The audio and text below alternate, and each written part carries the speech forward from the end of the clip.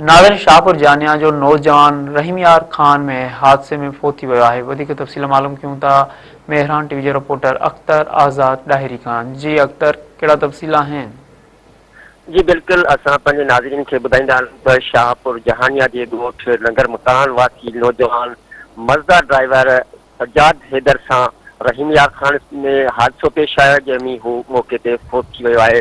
ॿुधायो वञे पियो त सजाद हैदर हिकु निजी कंपनी जे मज़दा गाॾी जी ड्राइवरी कंदो हो, जिते हू कम जे सिलसिले में रहीम यार खान वियल हुयो त उते राति देरि सां साण हिकु ट्रालर जे हादसे में हू मौके ते फौत थी वियो आहे।